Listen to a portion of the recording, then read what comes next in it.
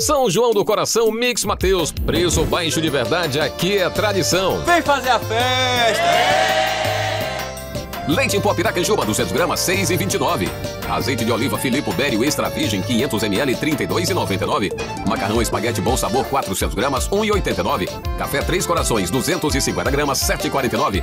E tem mais água sanitária Dragão, 2 litros, 3,19. E dia 23 de maio, vem que tá barato de verdade no Mix Mateus. Destaque Embalagens, melhor lugar pra comprar. A sua embalagem, melhor lugar não há. Destaque Embalagens, é empresa competente. Destaque Embalagens para atender a gente. Destaque Embalagens, líder do mercado de embalagens e temperos e alho em todo o Nordeste. Destaque Embalagem, esse eu confio. No Brasil, 1 em cada 4 mulheres sofre violência obstétrica, antes, durante ou depois do parto. Agressões físicas e verbais, humilhação, negligência e desinformação são exemplos de violência obstétrica. A vida não pode começar com violência. Denuncie. Uma campanha da Assembleia Legislativa da Paraíba e Ministério Público. E assim, leva o título de novo, agora pela 6ª vez. O Hexa é nosso. Vem pra BrisaNet, líder em satisfação pela 6ª vez, segundo a Anatel. Olha só, não é qualquer curso, tem um método. É uma mega experiência. Ó quanta gente aprendeu aqui. Ouvindo, falando, lendo, escrevendo. E você ainda pode assistir a mesma aula aqui no CCAA online. Lembra? Quando você entrou aqui, você não falava nada. E agora eu falo mesmo. No CCAA, a convivência vira fluência e todos vivem juntos a experiência de se entender. CCAA, é assim que se fala.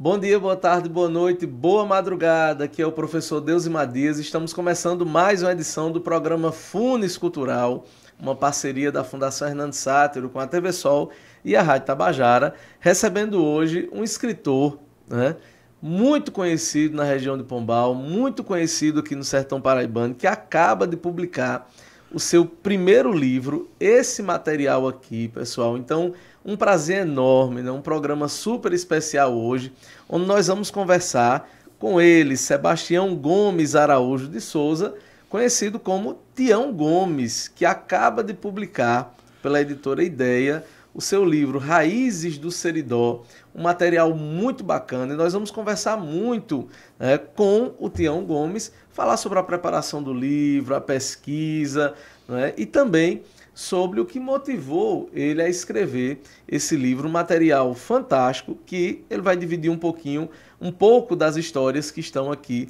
com cada um de vocês que estão nos acompanhando através da TV Sol, da Brisa TV, das plataformas digitais, YouTube, Facebook e também através da Rádio Tabajara. Seja muito bem-vindo, seu Tião Gomes, ao programa Funes Cultural. É um prazer recebê-lo aqui. O prazer é todo meu. Tenho o prazer também de me apresentar a essa rádio, a essa TV Sol. Tenho o prazer de me apresentar aos ouvintes que nos assistem, ao povo de Patos, ao povo do Sertão Paraibano, todo, como um todo, e dizer que estou aqui para dar algumas informações a vocês e dizer que nosso livro está à disposição de todos que queiram adquirir.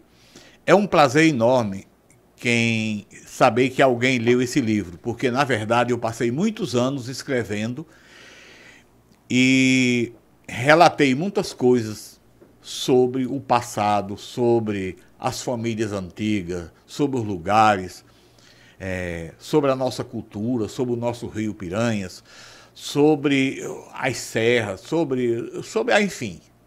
Fizemos um trabalho realmente um tanto demorado, mas fizemos ao nosso gosto. Não sei se é o gosto de todos, né? Então tenham todos um bom dia e fiquem com Deus. Nós estamos aqui. O material ficou muito bem feito, é um material produzido pela editora Ideia, é um livro com 390 páginas, muito bem dividido, é uma pesquisa profunda, mas com textos curtos e com a linguagem bem acessível. Eu tenho certeza que vocês irão gostar, principalmente quem gosta de histórias familiares, histórias sertanejas, porque tem uma característica muito forte na história local, que é o seguinte: as histórias dos lugares, elas terminam se entrelaçando. Então, apesar de ser um livro que fala sobre a história de uma família, sobre as ramificações de uma família, mas não é sobre só essa família, é também sobre a região. E termina abordando também histórias de outras famílias, porque as histórias elas vão se entrelaçando aqui. A gente vai conversar muito sobre essas histórias ainda no programa de hoje. O livro já foi lançado lá em Pombal, eu vi as fotos, um sucesso o lançamento. Queria que o senhor falasse um pouco sobre o lançamento lá em Pombal. Olha, Deusimar, foi melhor do que eu pensava. Me surpreendeu o povo de Pombal admirar tanto a cultura como admiram. E teve gente de outras regiões, até daqui de Patos, foi gente, né? Foi o nosso amigo da família Marques, Monassi Marques, aquele amigo, parente nosso, da família Gomes também, né? E esteve lá conosco, teve de Vista Serrana, pessoas que são das minhas raízes, da minha família, gente de Paulista, gente de São Domingos de Pombal, enfim, de muitas cidades. E eu me senti assim muito orgulhoso, vamos dizer assim, de receber esse povo que eu nem esperava tanto. E o livro realmente vem sendo assim muito procurado. Já vendi muito para São Paulo, Rio de Janeiro, Minas Gerais, Brasília, Goiás, Maranhão, Piauí, Ceará, Roraima, enfim, me parece que foram 14 estados do Brasil que já adquiriram o nosso livro. E isso me engrandece. Isso me engrandece muito. Isso me faz tentar e seguir em frente com nossa história, do nosso povo, do nosso lugar, do nosso rio, das nossas estradas, do nosso passado sofrido, do nosso Nordeste discriminado lá no Sul, e da vida de caminhoneiro, enfim, tantas coisas que nós abordamos aí nesse nosso trabalho. É interessante porque assim, o senhor fala com muita paixão, Uma das grandes características de um escritor é falar com paixão daquilo que é o seu trabalho, daquilo que é a sua pesquisa. Então dá para perceber muito que é fruto de toda uma vida. Quando é que o senhor começou a escrever esse livro? Olha, Deusimar, eu comecei a escrever esse livro o seguinte. Eu nasci, na verdade, lá em Santa Maria, na beira do rio. Meu pai era um agricultor, um pescador, um pai de família. Nós éramos 11 irmãos vivos, mas outros 4 morreram. Minha mãe era uma dona de casa, uma mulher do lar. E eu sou o caçula dessa família. E tive o prazer de ter um pai que tive, Raimundinho Gomes. E ele conversava muito comigo. Nós conversávamos muito, era como se fosse 2 pessoas da mesma idade conversando, E ele me dizia que quando eu completasse 15 anos, quando eu tinha aí mais ou menos uns 12, Ele dizia que quando eu completasse 15 anos, nós íamos escrever o nosso livro, em parceria. Eu até sugeri o nome, Memórias de Mim para Sempre. Eu sugeri esse nome a ele e fiquei muito feliz em ele dizer que ia escrever um livro mais eu. A partir daí, eu comecei a decorar as coisas, a escrever em pedacinho de papel alguma coisa, a escrever datas, a escrever nome, a escrever lugares, isso aí. Quando o papai morreu, eu tinha 15 anos. Não deu tempo nós escrever o livro. E 2 anos depois, eu fui morar em Brasília com meus irmãos, Manuel e Inácio. E continuei, assim, aquela saudade do meu lugar. Eu fiz aquela viagem, assim, lembrando do meu lugar. Em todo canto que eu passava, eu lembrava. Em todo canto que eu olhava para trás, eu olhava para o meu lugar, assim, sem ver, assim, minha terra, lugares diferentes, pessoas diferentes. Fui vendo outro mundo, né? Cheguei lá em Brasília, desci daquele ônibus, assim, e comecei a conversar mais com o povo. Estava perdido no meio do mundo, na verdade. Mas eu comecei a me orientar, eu consegui me orientar. E lá eu passei mais de 10 anos, fui militar, adquiri outra personalidade, aprendi muito a ser um cidadão melhor do que era, né? Convivi com pessoas de muitos estados, muitas regiões, com idiomas diferentes. Eu também pregava meu idioma para aquele povo, dizia que era um sertanejo de Pombal, dizia que era da terra de Maringá, dizia que meu lugar era Pombal, Pombal era lindo, Pombal era belo, Pombal tinha festa do Rosário, encantadora, Pombal tinha um rio, Pombal tinha muito peixe, enfim, né? Falava muito sobre minha terra. E aqui dali me socializou muito. O pessoal já me procurava para eu falar nordestino. E para eu aboiar, para eu falar como eles, como nós nordestinos falamos. E aqui dali me engrandeceu muito. Aqui dali me deu outra visão do mundo, da vida. E foi muito importante. Quando eu deixei o exército, voltei para ouvir o ronco do trovão da minha terra. Senti o cheiro da minha terra molhada, senti o cheiro do nosso gado, senti o abraço dos meus conterrâneos que vivemos juntos, visitá-los em vez em quando. Fui estudar em João Pessoa, onde depois fui trabalhar, e continuei, Deusimar, a minha vida, e continuei escrevendo o livro. Esse período da escrita desse livro foi assim como um resgate de mim mesmo, como um resgate de papai na minha vida. Era como se nós tivéssemos, como se ele fosse vivo, nós conversando um com o outro. Ele me dizendo e eu escrevendo. Ele contando as histórias que a mãe dele contava, que o pai dela sabia sobre os avós. Quer dizer, aquele povo que nasceu nos anos, em 1798, que era o avô da minha avó, né? E ela contava as histórias dele lá no Seridó, aquela carência do povo do Seridó, aquela tristeza, a convivência com aquele povo, aquelas estradas que eles vieram, andaram 30 léguas a pé até chegar à beira do rio Piranhas. Quando chegaram na beira do rio Piranhas, encontraram aquele rio. Ele dizia que era o rio dos mufumbais, era o rio das árvores altas e dos pastos sadios para o gado. Ele dizia que as marizeiras eram cheias de frutos no chão, as engazeiras eram altas, onde os pássaros cantavam. E assim eu fui assimilando essas histórias bonitas sobre o meu rio.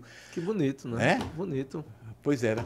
Um diálogo, né? Como se fosse um diálogo entre você e aqueles que não estão mais aqui. Isso, né? Muito bonito isso. E minha convivência foi mais com velhos, porque eu tinha muito interesse de saber as histórias, né? É interessante, né, porque assim, na apresentação da obra, né, o senhor fala sobre as farturas, essa linguagem bonita que o senhor usou agora há pouco, inclusive, né, sobre as farturas, mas também sobre as secas, sobre as outras famílias.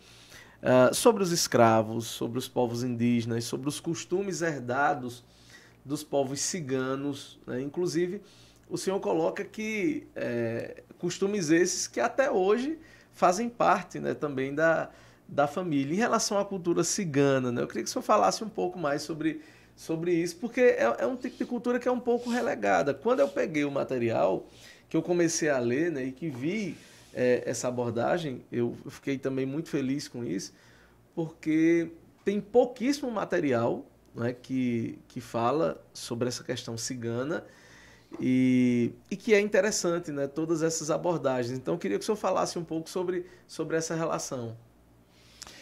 Bem, é o seguinte, quando eu comecei a estudar a família Gomes, num Pernambuco, que elas chegaram num Pernambuco, e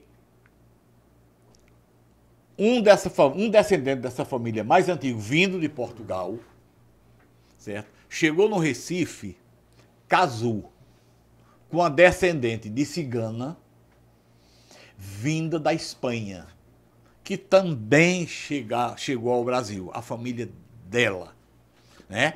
E aí eles casaram. E aí eles vieram do Recife em direção aos sertões. Chegaram aí no sertão, chegaram até o Seridó. Isso a família Gomes. Do Seridó, eles foram adentrando em direção ao rio, que eles ficaram sabendo através dos índios que apontaram que tinha um rio, que passava um rio. Eles já sabiam dos índios onde tinha água, olho d'água. Eles já sabiam dos índios. Era sobre os animais, inclusive cobras. Eles já sabiam onde tinha minério, que tudo os índios disseram para eles. Então eles vieram para Paulista. Lá ele casou, esse português, já casado com uma cigana, casou com uma família, por sinal, me parece que é uma família muito tradicional do Recife, a família Magalhães. Ele casou e tinha 3 filhos, Antônio, Maria e Francisca. Esses 3 filhos casaram em Paulista. Uma dessas filhas casou com o capa-porco mais antigo, o patriarca dos capa-porco. Ela se chamava Francisca Pereira de Magalhães. E a outra casou-se com meu 4º avô, Antônio Manuel Gomes Beco, que se chamava Maria Pereira de Magalhães. Certo? Aí formou-se essa família em Paulista. Essa história é um tanto longa, porque envolve a família Xavier de Farias, porque lá eles se juntaram com a família Gomes de Farias, Xavier de Farias, e formaram a grande família, certo? Nossa família, sim, Antônio Gomes Souto, dos Tanques, casou-se com uma descendente de Índia, nascida na Serra do Teixeira, que ela morreu com quase 100 anos, faltavam 3 meses para completar 100 anos, e quando ainda lúcido dizia por netos: eu sou uma cabocla braba. Nasci na Serra do Teixeira. Casei aos 14 anos com um fazendeiro. Mas ele era doente, morreu, me deixou um filho. O filho morreu da queda de um cavalo. Ela ficou só. E casou-se já viúva com Antônio Gomes de Souto, dos Tanques, e tiveram 10 filhos. Ela contava para os netos que a avó, que alcançou a avó dela, que tinha quase 100 anos, que dizia para ela que foi pega dentes de cachorro na Serra do Teixeira. Ela estava colhendo resina de angico quando uns homens brancos de cabelos amarelos chegaram e pegaram eles 3. Os 2 irmãos dela, ela não sabe notícia aonde foram parar. Não sabe se os cachorros mataram, não sabe nada. E ela eles levaram. Ela tinha cerimônia de dizer o que foi que aconteceu no momento que pegaram ela e levaram até ela casar. Ela sabia o que a avó dela certamente espera, mas ela não comentava com os netos. Não comentava muitas coisas. Ela era uma pessoa muito discreta. Ela não tomava banho à vista das filhas. Ela morreu, já caduca, em cima do... Ela preferia... Ela não dormia em cima de cama. Ela preferia que Antônio, filho dela, que era meu avô, forrasse o chão com palha de bananeira, com folha de bananeira, para ela dormir. Porque ela não queria dormir nem na cama e nem em rede. Era em cima das palhas de bananeira que ela gostava de dormir. Sim. E ela fazia esses comentários sobre a vida indígena dela, mas ela tinha muito cuidado para não dizer muitas coisas. Acho que inclusive a parte de violência, né? Porque era comum que aqueles que conquistaram a região também exercessem a violência contra os nativos. Então, casos de estupro, né? Violências de todos os tipos, né? Então, até como uma forma de resguardar também um pouco dessa relação, não é? Também quero aproveitar para mandar um abraço, né? Está aqui nos estúdios da TV Sol também a esposa, né, do Quiriteon Gomes, né? Então um abraço para a dona Jeane, que está aqui também nos estúdios da TV Sol acompanhando a entrevista. Tem uma questão, a partir do momento que o livro vai rodando, né, as pessoas vão lendo o livro, as repercussões vão aparecendo, né? Então, José de Souza Dantas escreveu o seguinte: o livro me fez viajar no tempo e reviver muitos momentos do passado. Me fez conhecer ainda mais minhas raízes, minha origem, minha família, minha cultura. O livro é emocionante, envolvente, gratificante, inspirador e muito útil, e nos desperta a curiosidade e a atenção do começo ao fim. É um trabalho de toda uma vida. Como é que o senhor recebe esses depoimentos? Eu recebo isso aí com... Meu Deus, eu nem sei como eu recebo isso aí. Porque é como se fosse uma recompensa de um trabalho de muito tempo que ele escolheu essas palavras para dizer. Olha, Deusimar, foram tantos comentários nesse nível que eu recebi que eu não tinha mais nem palavras para agradecer a pessoas de longe. Teve um rapaz do Paraná que me ligou até para mim parabenizar sobre o que tinha visto nesse livro, através de um amigo, Então, isso me engrandece. Isso me engrandece muito. Acredito que engrandeceria qualquer cidadão se recebesse um comentário desse sobre um trabalho. Seja o trabalho que for. Porque você sabe o seguinte, que o elogio sempre engrandece, né? Sempre engrandece. E eu senti que tirei de dentro do meu coração, do meu sentimento, esse livro. E esse livro foi reconhecido por tantas pessoas, assim, inclusive por você, Deusimar. Muito, muito bacana. Inclusive tem também aqui um dos que escreveram o prefácio do livro, o Werneck Abrantes de Souza, diz: um livro primoroso escrito com o coração para os seus familiares, amigos interessados na história das famílias sertanejas. Da glória do trabalho de Theon Gomes, nós só temos a agradecer, né? Então, como é que partiu o convite, né, para o Werneck Abrantes de Souza escrever o prefácio, né? O Deusmar, Werneck, doutor Werneck Abrantes, é também um escritor. É um homem de vasta cultura, é um homem de um conhecimento sobre o sertão fantástico. É uma pessoa de uma grandeza fora do comum, que eu não sei nem dizer tanto.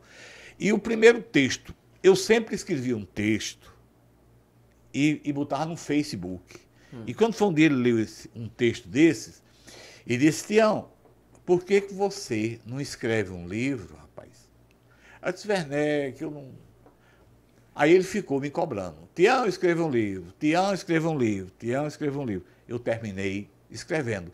Porque era meu sonho, mas eu senti assim, meu Deus, será que eu vou conseguir fazer esse livro? Será que eu vou botar esses assuntos tudo em ordem? Será que... E ficava naquele será, né? Mas e ele ficou me cobrando. Eu considero ele, assim, uma luz que me apareceu mostrando um caminho, mostrando algo maravilhoso que depois foi que eu descobri. E ele até hoje, ele é primo de um cunhado meu. Conheço o Werneck desde menino, nós somos da mesma terra de Pombal. E o que eu tenho a dizer sobre ele é que ele é um homem de uma grandeza extraordinária e de uma cultura também. O senhor falou agora há pouco sobre a questão das redes sociais, né? Que o senhor usa muito as redes sociais para fazer publicações sobre a história da região.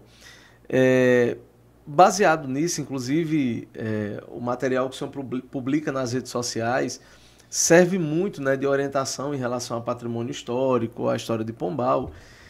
Qual a importância hoje em dia, principalmente nessa época das redes sociais, qual a importância, né, de se usar uma ferramenta como essa e qual a importância de preservar o patrimônio histórico assim, para gerações de agora e do futuro? Ô Deusimar, eu, independente de qualquer coisa, acho que isso é grandioso, porque você vê o seguinte, nós se afastamos muito das nossas raízes, infelizmente, porque nós não tínhamos meios para guardar esses dados. Quando eu estava fazendo esse livro, procurei muitos dados que não encontrei mais. O próprio livro já tinha se desmanchado. A igreja que guardava esses dados também perdeu, se desmanchou os papéis, perderam, se molharam, criaram mofo e etc. Então, muitos desses dados sumiram, eu não consegui mais encontrar. E esses que eu encontrei, eu fiz muita questão de documentá-los para que as gerações futuras tenham, assim, um ponto de partida para prosseguir. Como eu disse aí, que eu abri uma janela para que as gerações futuras, com a tecnologia moderna e outros meios, sigam em frente, escrevam outras coisas melhores, mais interessantes, para nossas gerações futuras saber. A cultura, ela não tem dono, não. A cultura, ela não tem pai nem mãe, ela nasceu, né? Ela fluiu na nossa mente, nos nossos dias, né? Ela fluiu com as experiências que nós tivemos da própria vida.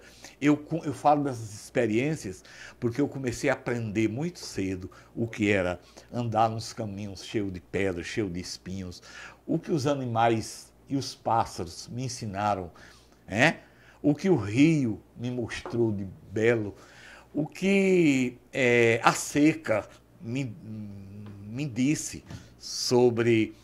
Eu tenho um texto que não está nesse livro, mas que eu falo aí do final dos anos 50, de um retirante que deixou o sertão quando passava por uma seca muito grande, que ele não tinha mais outro meio de sobrevivência, quando o pai dele aconselhou a ele procurar um lugar que ele tivesse pelo menos comida. E na hora da saída, o pai dele abraçado com ele, chorando, e pediu: meu filho, guarde meu exemplo, não pegue nada do alheio, e se um dia passar fome, peça o pão. Isso aí, essas coisas assim, sempre me engrandeceram muito e me inspiraram. Você, para escrever um livro desse, você tem que ter muitas inspirações de muito, né? Da natureza, principalmente. Eu sou uma pessoa que vivi na natureza, eu cresci na natureza, eu sou natureza pura. Eu sou um pescador, eu sou um vaqueiro, eu sou um caminhoneiro, eu ajudava a mamãe cuidar das coisas de casa, eu botava água na cabeça com um potinho na cabeça, um potinho pequeno na cabeça, né? Eu era assim, sabe? Eu fui criado assim. Eu me vejo criança, a coisa mais linda do mundo, parecendo um índio, né? Andando de pé descalço, o cabelo todo assanhado, era somente com calçãozinho já se rasgando. Aquilo ali, eu me vejo aquilo ali muito mais bonito do que o bem vestido. Né? Aquilo ali era, Deusmar, é a coisa mais linda do mundo, um homem puro na natureza. Eu sempre procurei ver nós quando era dos índios, porque eu sou descendente, como eu disse para você, de índio. Eu admiro muito o índio. Eu admiro muito a natureza do índio. O índio preferiu morrer do que se escravizar. O índio não é covarde, certo? O índio se extinguiu do nosso sertão, mas não se acovardou. Mas não foi escravo. Lutou, né? Até o fim, né? Ele, no máximo, ele foi vaqueiro. E era um bom vaqueiro. Mas não se escravizou a ninguém. Se extinguiram. Você não vê, nesse nosso sertão, um índio. Um descendente. Índio. Não tem. Mataram quase todos. Que é uma pena, por isso que é importante manter viva essa cultura indígena, para que as próximas gerações possam entender a importância dos indígenas, dos povos nativos, para aquilo que nós temos hoje, inclusive. Né? Eu tenho um carinho muito grande por Pombal, né? Trabalho há 13 anos naquela cidade que eu amo, uma cidade que me recebeu muito bem. Tanto que semanalmente, né, estou em Pombal trabalhando lá no Colégio Menino Jesus, onde eu tive a oportunidade de ser professor, né, de Tales por 3 anos lá no Colégio Menino Jesus. E um dos primeiros textos do livro fala sobre a festa do Rosário. E a minha pergunta é uma pergunta bem específica, porque quem não é de Pombal não entende o que é que significa a festa do Rosário. E eu vejo como a cidade se transforma, Tião, durante esse período. Eu queria que o senhor explicasse para quem não é de Pombal o que é a festa do Rosário.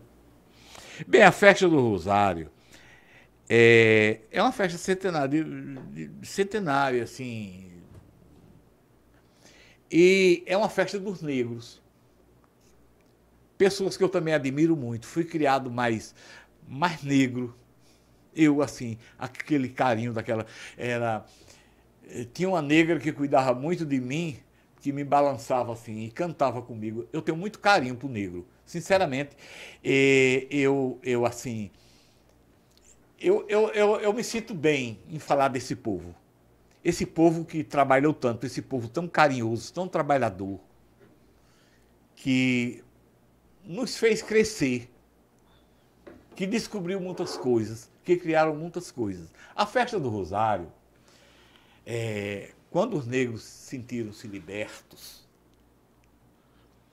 eles, de tanta alegria, eles dançaram, eles demonstraram a sua cultura. E essa cultura vem se prolongando. A festa do Rosário tem sua cultura própria. Os negros pontões têm sua dança própria, têm suas formas, suas vestes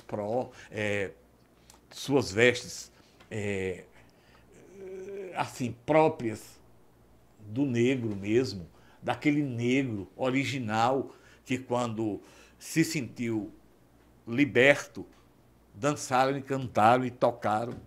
E até hoje, pelas ruas E até de Pombal, hoje. né? A festa do Rosário é uma festa atrativa, é uma festa linda. É uma festa que todos procuram vir. Quem está longe, vem. É a festa como eu disse aí no livro, é a festa dos abraços, dos encontros. É a festa das crianças, é a festa dos velhos, é a festa dos jovens. É a festa de todo mundo. É a festa onde o povo de Pombal se encontram. E aqueles que não podem vir, de longe sentem saudade de Pombal. A festa do Rosário é Pombal, é a alma de Pombal. A festa do Rosário conta realmente a nossa história. Nossa Senhora do Rosário, ela, eu acho que é a santa mais querida pelo povo de Pombal, é Nossa Senhora do Rosário. Todo ano eu assisto a missa ali na calçada daquela igreja e vejo gente de todo canto que vieram para a festa de Pombal. Aí aquelas pessoas que não entendem perguntam o que é isso, o que é aquilo. E a gente tem o povo de Pombal tem orgulho de dizer o que é tudo aquilo. O povo de Pombal tem orgulho de cantar o hino de Pombal, da Cabocla Maringá. Por sinal, eu acho muito bonito aquela música, composta há muitos anos. Eu também gosto até de cantar muito aquela música. Eu gosto de... Eu desde criança que eu tive muita admiração por Leandro Gomes de Barros, o nosso parente, né, das poesias dele, o que ele pensava. Né? Um dos grandes brasileiros, né? Pois é, um dos grandes poetas brasileiros. Grandes brasileiros, pessoa que eu admirava muito, papai falava muito nele. Ele morreu aí, uns anos aí, parece de 1918, ele vinha sempre à Vista Serrana, né? Encontrava com o poeta Manuel Leandro, encontrava com Cazuza Ferreira, e era aquela alegria toda. Pena que ele, nesse tempo, o poeta não tinha valor, ele era um homem pobre, vivia no Pernambuco, cuidando assim da sobrevivência, né? Inclusive com um patoense chamado Silvino Pirauá, foi um dos primeiros a usar a cestilha, né, como recurso. Uma pessoa que eu admiro muito era o negro Inácio da Catingueira, né? Que aqui se fala muito. Lendário, né? Patos, lendário. Uma pessoa de grande valor, um homem de grande valor. Enfim, o negro deixou aqui no sertão raízes muito interessantes. Muito interessante. Eu sempre sigo essa cultura, porque, na verdade, tanto o índio como o negro deixaram coisas maravilhosas para nós, né? Nós, assim, eu sou descendente de negro e sou descendente também de índio. E sou descendente também de cigano, do povo cigano. O povo cigano é daquele jeito, né? Era o Xavier de Farias, os antigos, gostavam muito das coisas de cigano, como limão, né? As cores, né? A leitura de mão é a quiromancia. Isso. E as cores. Isso, né? Isso. Minha mãe adorava cigano. As ciganas chegavam lá em casa, levavam assim, o que tinha, mamãe dava, porque queria muito bem as roupas daquelas ciganas que mamãe achava muito bonito. O povo cigano é um povo bonito, você sabe disso, né? Eu conheci lá no Goiás uma família cigana. Rapaz, era um povo lindo. Era um povo lindo. Só que era assim, eram pobres e tal. Eles não moram num lugar por muito tempo. Eles não têm amizade, eles não se apegam a nada, a amizade. Não. O negócio dele é ficar aqui um tempo e ir embora. Né? Então, até certo ponto, nós temos essa herança para você ver o seguinte: Vista Serrana era um lugar muito pobre, das minhas origens, muito pobre. E o povo dali começaram a trabalhar, vender rede em tudo quanto era canto. A venda de rede hoje é feita em quase toda a América Latina. Você encontra no Paraguai, no Uruguai, na Argentina. Eu viajei para a Argentina há 2 anos atrás e encontrei redeiro na Argentina. Aí, porque a característica do nosso povo lá de Vista Serrana, pelo menos eu conheço, aonde eu vejo um.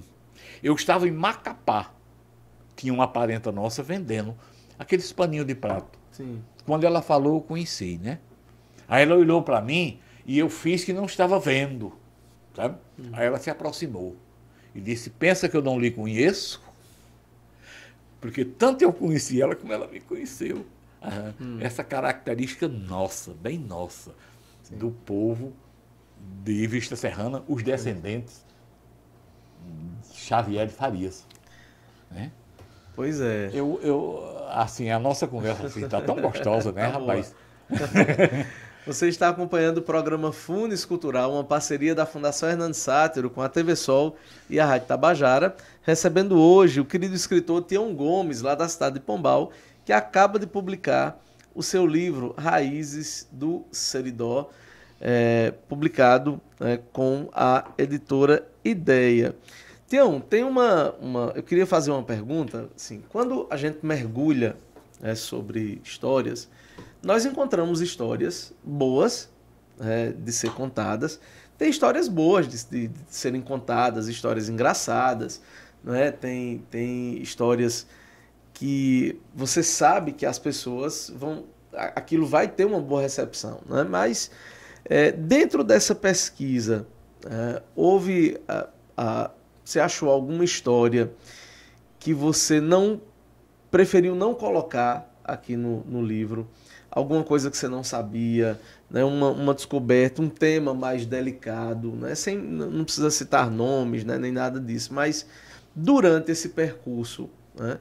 Como é que você fez para selecionar as histórias que estão aqui no livro? E se durante essa pesquisa você achou alguma história que você preferiu não colocar aqui? Olha, na verdade, quando eu terminei de botar em ordem tudo que eu tinha escrito, esse livro daria quase 800 páginas. Aí eu publicar um livro de quase 800 páginas, ficaria, a pessoa quando olhar, achar logo enfadonho de olhar aquilo tudo. Então eu comecei a selecionar muitas coisas. Eu deixei de botar, embora fosse muito importante, mas eu não podia mais colocar. Esse livro já estava, era isso aí. Teve muitas histórias interessantes que eu vi num percorrer da minha caminhada pelo Seridó, pelo sertão, pelo rio, que eu andei 50 quilômetros de rio abaixo por uma margem e voltei pela outra margem, o mesmo percurso, né? Olhando tudo que tinha naquele rio que eu alcancei nos anos 60, e o rio que eu vi nos anos 80 e o rio que eu vejo hoje, né? Essas três fases do nosso rio. Muitas coisas deixaram de ser escrito aí, muitas coisas eu digo interessante, e muitas coisas interessante talvez para uns e para outros não, né? Claro, né? Porque nada na vida você agrada a todos. Nada na vida é totalmente correto. É totalmente porque até Deus, muita gente contesta o que ele falou, né? Faça ideia o meu livro. Mas eu procurei não as histórias mais interessantes, não. Eu procurei uma parte, dividir. Muitas histórias aí, eu tirei a metade da história, porque ela era longa para eu fazer. E encher muito o livro. Aí eu contei só a metade. De famílias, de lugares, do nosso povo lá fora, dos nossos amigos que partiram, das doenças, que morriam muitas crianças, muitas mulheres de parto, né? Muitos homens que também morriam, vamos dizer assim, de câncer de próstata, e dizia que era aqui dali, era o mal das urinas, que não sabia. Muitas mulheres que morriam de doenças venéreas, não sabiam o que era doenças venéreas e terminavam morrendo. Muitos homens que não iam ao médico porque não queria, o médico tinha que fazer o toque na próstata, e aí ele não queria. Muitas mulheres que morriam de câncer de mama, mas ele não levava a esposa ao médico, porque o médico não podia pegar nas mamas da esposa dele, então ele preferia que ela morresse de câncer de mama ou de parto, porque o médico não podia ver. E ele também não podia fazer um exame de próstata, terminava morrendo, né? Então, essas histórias que ainda, se eu escrever outro livro, eu gostaria muito de contar, né? Mas eu não sei, Deusimar. Sim. A vida, o tempo é quem vai dizer, Deus é quem vai dar a última palavra. Pois é. De acordo com as suas pesquisas, assim, o que é que mudou na história do Seridó do passado, né, com aquelas histórias que estão aqui e as histórias da sua vivência? Olha, as histórias do passado foram contadas pelos meus antepassados, pela minha avó, pelo meu bisavô e tudo mais, pelos tios e etc., pelo povo do Seridó, que contavam um Seridó seco, sem estrada, sem meio de sobrevivência. Certo? É tanto que houve a migração, eles se espalharam por todo canto, você encontra gente do Seridó, principalmente lá no Rio, que eles foram para lá para, pelo menos, não morrer de sede, pelo menos para beber água, já que lá no Seridó não tinha. Bem, fizemos uma pesquisa aí a partir dos anos 80 sobre o Seridó. Andei um pouco, quando foi o ano atrasado, eu voltei ao Seridó, andar no Seridó. Já vi outro Seridó, onde tinha energia, onde tinha escolas, onde tinha açudes, onde tinha muitos poços, onde tinha casas boas, onde eu vi ônibus escolares, postos de saúde, estradas asfaltadas e por aí. Já era outro Seridó, já era um Seridó muito mais bonito. Aquelas casas velhas, por exemplo, a Casa da Bênção, que está aí, que eu teria a foto, não existe mais, então as paredes já caíram. As outras casas, você ainda vê aquelas casas muito antigas, com aquelas características de casas antigas. Outras, eles já reformaram, está aquela casa bonita, como você vê o seguinte. Esta casa aqui, que está na capa do livro, essa casa era uma casa antiga, hoje é uma casa bem bonita, uma casa grande. É uma casa antiga, mas é uma casa que já foi reformada várias vezes. Essa casa, essa outra casa não, essa outra casa é no sertão. Pertenceu a João Corrêa de Souza, um fazendeiro rico, um homem muito organizado, muito trabalhador, e por aí. De modo que o Seridó mudou muito. O Seridó já não precisa mais o povo dali sair à procura de água. Eles têm água, graças a Deus. O Seridó já tem terra, muita terra agricultável que prende o Seridó ali e para criar também, né? Então o Seridó melhorou muito, assim como o sertão, assim como todo o sertão da Paraíba. Eu sou sertanejo, não conhecia o sertão como hoje conheço. Eu não conhecia o Rio Piranhas como hoje conheço. Eu não conhecia o Seridó dos meus ancestrais como hoje eu conheço. Aqueles caminhos, aqueles caminhos dos tropeiros, que eu ainda conhecia ainda um pedacinho dos caminhos, né? Sim. Que eu tinha um tio, meu avô era tropeiro, meu avô Raimundo Gomes de Souto era um tropeiro. E meu tio também, Francisco Gomes Souto, Vevé, era também um tropeiro. Aí ele ainda me mostrava assim, o caminho dos tropeiros, que eu tinha assim, muita curiosidade de saber, né? E assim o seguinte, nós hoje temos um sertão, um Seridó, muito melhor, não tenha dúvida. O açude de Curemas, construído aí no final dos anos 30 para os anos 40, mudou totalmente o sertão. O que seria do sertão se não existisse o açude de Curemas? Tudo começou pela estrada de ferro, quando veio do Ceará, que chegou até Pombal. E daqui se encontrou com a estrada que vinha de Campinas, que se encontrava em Patos. A estrada de ferro foi assim Divisor, né? um divisor do bem, sabe? Que ele rasgou o sertão assim, trazendo tudo de bom para o sertão, né? Vindo do Ceará, vindo das grandes cidades, né? O Açude de Curemas, ele rasgou assim o sertão com o verde, levou o verde para todo lugar. O verde, os mufumbais, né? As canafístolas, né? Aquela beleza que eu vi o Rio. Pena que eu não vejo mais o nosso Rio daquele jeito. O nosso Rio foi eletrificado, o nosso Rio foi elitizado, o nosso Rio, os nossos mufumbais lindos foram cortados, foram queimados. Os nossos pés de barreira ficaram aterrados.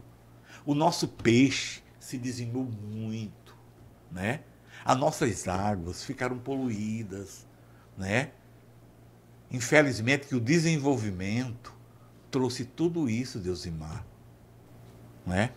Então, é o seguinte, o que nós esperamos hoje?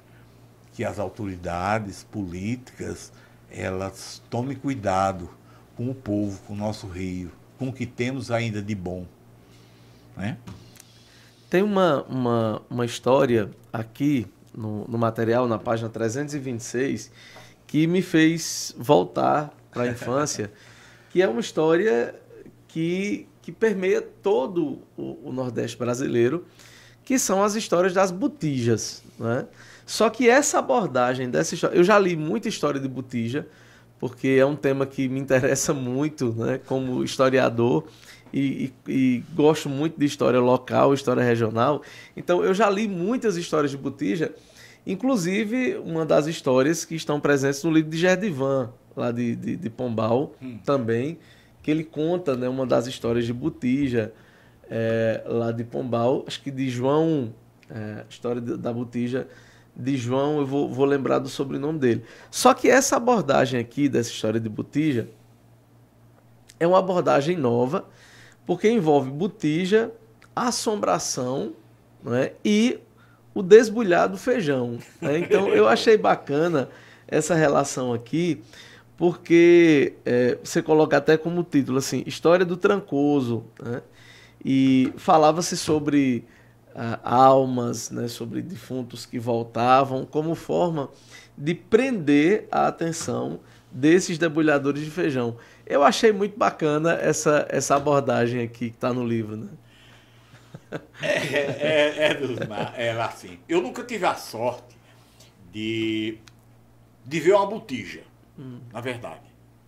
Eu também, tão pouco, um dono de uma botija dessa, uma alma dessa aí, me escolher para me dar um tesouro dessa qualidade. Mas escutei, num caminho da feira, quando eu ia Massapá a pé, para Pombal, conversando sobre isso, nas desbulhas de feijão, nos adjuntos de trabalhadores, limpando mato, roçando roça, arrancando toco, que eles sempre paravam um pouquinho na hora da meio-dia, numa sombra daquela, iam conversar sobre isso, né?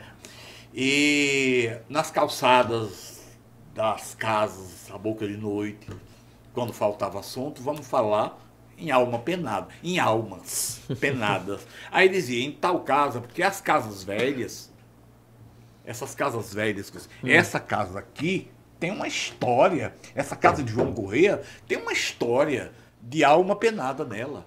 Ninguém quer morar nela. Ninguém quer morar nela.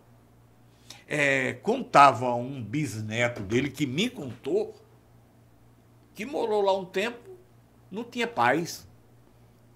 Se acordava com panela caindo, com objetos assim andando, rolando pelo meio da casa, pessoas andando, gritos diferentes. Tudo isso aí ele escutou. Esta casa. Ele que me disse, né? E vi também, em algumas casas velhas, era buraco, nos cantos de parede, dentro dos quartos, que tinha sido pessoas que supostamente tinham sido pessoas que tinham arrancado botija ali. Eu, na verdade, como eu disse para você, eu nunca vi uma botija, nem nunca arranquei, nem nunca tive acesso, né? Mas, antigamente, as casas velhas, as casas desses meus bisavós, meus tataravós, tetravós, que chegaram em Santa Maria, tinha uma casa que nós chamávamos a Casa do Finado de Costa. Era uma casa muito antiga. Para você fazer uma ideia, quando meus bisavós chegaram em Santa Maria, vindos do Siridó, não tinham de morar, foram morar nela. Ela já era uma casa velha. Ele chegou em 1870 e ela já era uma casa velha. Ninguém sabe quem fez, ninguém sabe por que deixaram aquela casa ali e foi todo mundo embora. Essa casa era mal assombrada. Diziam que aparecia gente todo de branco, dizia que escutava um grito, dizia todo tipo de história. Na verdade, a casa era muito interessante. A casa ela tinha uns armadores diferentes. A casa ela tinha uns fundos, uma latada bem grande, onde tinha no centro uma roda assim, cheia de... como se fosse pratos. Né? E diziam o seguinte, essa madeira, que eu tive curiosidade de ver, era jacarandá. Lá no sertão não tinha jacarandá. Aí se perguntava de onde veio essa peça. Uns diziam, veio na enchente do rio, lá das bandas do Pernambuco, onde o rio nasce. Porque nesse tempo ainda não tinha o açude de Curemas. A água vinha direto. Que quando o povo do Siridó viu aquela enchente do rio, se embelezaram com a enchente do rio, meu amigo. Que de longe você via assim, 10 quilômetros de distância de água, né? A enchente do rio era a coisa mais linda. Eles se embelezaram com aquilo, a primeira coisa. E essa peça de jacarandá, eles diziam que tinha vindo de lá. Outros diziam que tinha sido os índios que tinham trazido. E outros diziam que tinha sido os negros que tinham feito aqui dali para eles comer dentro. E trouxeram certamente de algum lugar. Mas ninguém sabia o certo. O certo mesmo é que quebraram todinha para fazer lenha. Uma peça dessa natureza. E a casa, eles derrubaram todinha para tirar a madeira para queimar. E mataram parte da nossa cultura. Né? Então era assim. As casas mal assombradas diziam existir. Toda casa velha diziam que era mal assombrada. Toda casa velha. Eu vi indício de botija. E muitas histórias assim, interessantes. Isso nas desbulhas de feijão. Isso quando os adjuntos trabalhadores estavam arrancando toco e limpando mato. Isso quando os pescadores estavam juntos pescando. Isso era nas porteiras de curral na hora de tirar o leite. Isso era lavadeira na beira do rio lavando roupa, elas falando. Isso era assim, nessas aglomerações. E eu menino, eu era danado de curioso para saber essas histórias. Para ouvir aquelas histórias. Aquilo ali me deixava alucinado. Né? Então, quando eu fiz esse texto, toda vez que eu ouvia essas coisas, eu escrevia num papelzinho. Aí quando eu pegava o papelzinho, eu lembrava, essa história foi assim, assim, assim. Porque graças a Deus, Deus me deu de presente uma mente fantástica para lembrar. Assim, para decorar. E isso aí foi quem me fez muitas coisas. É interessante, a botija, ela certamente existiu. Né? Certamente existiu. Isso, as casas mais velhas, eu vi várias casas, viu? Com esses indícios, com esses buracos nos cantos de parede. Eu vi. Não foi coisa também que ninguém me dissesse. Sim. Isso, umas casas velhas lá no Assento da Pedra, na Fazenda Assento da Pedra, onde era reduto dos Assis da família muito rica, os Assis, muito poderosa, uma família, por sinal, muito boa. Os Assis eram um povo maravilhoso. Um povo manso, um povo amigo. Meu pai era muito amigo deles. Eu me lembro quando um dos Assis, Odilon Assis, estava doente, pediu ao meu pai para adquirir banha de cascavel. para ele botar num ferimento que ele tinha, muito grande, e meu pai arrumou e foi lá deixar. Ele morreu em 55. Eu não o conheci, mas me lembro ainda quando um dia papai me disse essa história. Aí eu perguntei em que ano morreu ele. Papai me disse a data e me disse o ano em que o amigo dele tinha morrido, né? Então, eles moravam num lugar, no Arcendo da Pedra, e tinham várias casas da família todinha. E nessas casas velhas ainda tem uma velha. Aí tinha esses buracos, eu vi. Eu não sei se cavaram para outra finalidade ou se foi para arrancar a botija, né? Ou se acharam, né? Ou se acharam se botija. Agora, a botija tinha o seguinte: ela não podia ser vendida no lugar, ela não podia ser doada a ninguém da família e nem podia ser usada por você. Peça nenhuma daquela botija você podia usar. Você tinha que arrancar e vender. Essa era a lei da botija. Agora ninguém sabe quem pregou essa lei, né? Sim. Mas que era assim: quem arrancava uma botija não ficava com nada. Se ficasse, morria alguém ou adoecia. Então, eu desconheço uma pessoa que tem uma peça de botija arrancada ali. Eu desconheço, né? Então, era vendida longe. Em lugares. E tem que seguir direitinho, né? Tião, quem quiser comprar o livro, quem quiser adquirir o livro, queria que você passasse o contato, seu contato agora. Quem está nos escutando através da Rádio Tabajara, quem está nos vendo através da Brisa TV, da TV Sol, das plataformas, como é que faz para adquirir Raízes do Seridó? Olha, eu moro em Pombal, né? Meu telefone é 99924 5119. Então, anota aí, ó, 9924 5119. O prefixo é 83, da Paraíba. Sim. Né?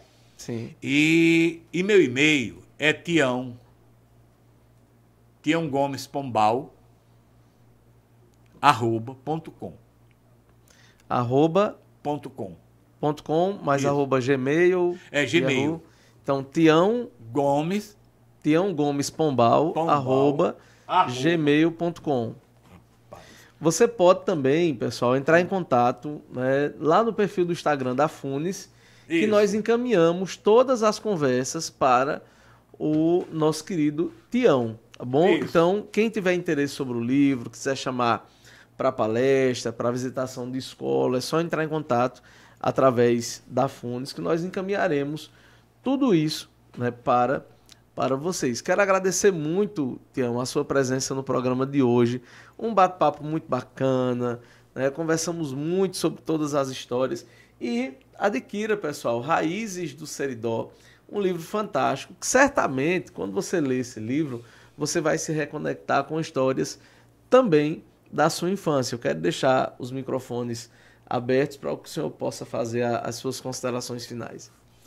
Bem, as minhas considerações finais em primeiro eu quero lhe agradecer a essa oportunidade de estar aqui conversando com você, assim, uma conversa assim bem descontraída, bem amiga, bem popular, como eu gosto de conversar. Sempre gostei de conversar. O tempo passou e eu nem vi. Pois é. Né? Então, assim, quero também agradecer a todos que nos escutam, a todos que nos deram esse momento de atenção para eu dizer o conteúdo do nosso trabalho. E fico muito grato a cada pessoa que adquirir esse trabalho, porque eu tenho interesse que esse trabalho permaneça por muitos e muitos anos, né? É uma maneira de nós eternizarmos o nosso saber que nós conseguimos durante tanto tempo. Queria dizer para todos que foi um momento muito bom estar aqui com vocês me ouvindo, eu contando minhas histórias, aquilo que pude escrever aquilo que sei. E se alguém tiver assim, alguma dúvida, quiser fazer alguma pergunta, esse telefone está à disposição 24 horas. Pode ligar que nós conversaremos também um bom pedaço. E se alguém quiser ir a Pombal me conhecer, a gente toma um cafezinho junto, toma um copo d'água gelada e conversamos um bom pedaço, tá bom? Fique com Deus todos. Que Deus ilumine cada família, cada pessoa, cada lar. Que sempre o nome de Deus seja louvado em qualquer tempo, em qualquer ocasião. Muito obrigado a todos. Que bacana. Eu quero agradecer muito a presença do nosso querido Tião Gomes aqui no programa Funes Cultural de hoje. Adquire o livro e conhece um pouco mais sobre a história aqui do Seridó, né? Sobre a história lá da nossa querida Pombal, da região toda aqui. Pombal, como uma das cidades mais antigas da Paraíba, merece ter sua história também contada, revisitada e recontada. O programa Funes Cultural de hoje chega ao final. Semana que vem estaremos juntos novamente aqui para mais uma edição, 4ª temporada já do programa Funes Cultural. Um abraço e até mais, pessoal.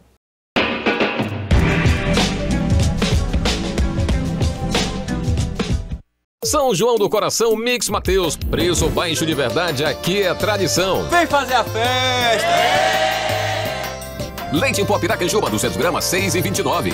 Azeite de oliva Filippo Bério Extra Virgem, 500 ml, 32,99. Macarrão espaguete Bom Sabor, 400 gramas, 1,89. Café Três Corações, 250 gramas, 7,49. E tem mais água sanitária Dragão, 2 litros, 3,19. E dia 23 de maio, vem que tá barato de verdade no Mix Mateus. No Brasil, 1 em cada 4 mulheres sofre violência obstétrica. Antes, durante ou depois do parto. Agressões físicas e verbais, humilhação, negligência e desinformação são exemplos de violência obstétrica. A vida não pode começar com violência. Denuncie. Uma campanha da Assembleia Legislativa da Paraíba e Ministério Público. E assim, leva o título de novo, agora pela 6ª vez. É Hexa! O Hexa é nosso. Vem pra BrisaNet, líder em satisfação pela 6ª vez, segundo a Anatel. Respondeu uma mensagem dirigindo e acertou um motociclista sem capacete. Bebeu e entrou nas redes sociais enquanto dirigia. Atropelou uma família. Comentou um vídeo dirigindo e não teve um final feliz. Sem consciência na direção, não tem paz no trânsito. Maio Amarelo. Paz no trânsito começa por você. DETRAN-PB e Governo da Paraíba. Patos tem um novo conceito em saúde, em um espaço para cuidar bem de você. A Sedari Policlínica conta com uma equipe focada em um atendimento de qualidade, acolhedor e personalizado para cada cliente. Valores como humanização, confiança, ética e segurança fazem parte da essência do empreendimento. Com uma ampla e confortável estrutura, a Sedari dispõe dos serviços de consultas médicas e psicológicas em diversas especialidades, com profissionais de referência. Nessa missão de cuidar das pessoas, a médica Micaela Mota é uma das profissionais que atuam na Policlínica Sedari com atendimento psiquiátrico e cuidados com a saúde da mente. Especialista em psiquiatria, doutora Micaela atua há 7 anos no diagnóstico e tratamento de depressão, ansiedade, distúrbios e transtornos que afetam o bem-estar. Na área infantil, a profissional atende crianças com dificuldades cognitivas e autismo e auxilia no tratamento correto e precoce dos pequenos junto às famílias. Sedari Policlínica, aqui o plano é cuidar bem de você.